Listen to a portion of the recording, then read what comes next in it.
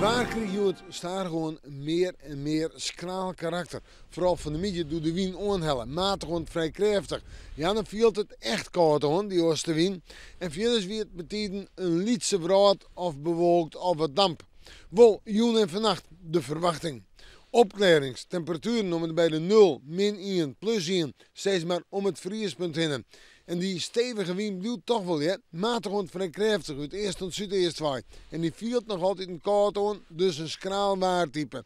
Mooi dag. De zinnen komt er oerop bij en dat is positief. Droeg waar, dat ik, maar het schrale karakter blijft ik en de temperaturen net volle heger als 4 of 5 graden. En dan de wind, die komt mooi uit het eerste en zuidoost waai, matig en vrij krachtig en die houdt hem pas letter op de dag meer en meer del, maar dat geldt vooral van meer de provincie. In de nieuwtijd in de nacht naar Tongen zit dat, restig waar, opklarings, mist en 0 en -2 graden. Dus op de meeste plekken ligt de frost. En dan het vooruitzicht. Op Tongen vrijdag sneeuw, droeg waar. Een zuidelijke wind en dat jouwt hegere temperaturen. Op Tongen zijn 8 graden maar uit een trogzinnen. Op vrijdag bewolkt met 10 graden en sneeuw niks aan 10 graden. En dan is de zinder er weer eens even bij. Nou ja, en zo is de kjeld dan weer uit de loft. We moeten morgen maar weer even in het waarschuwen.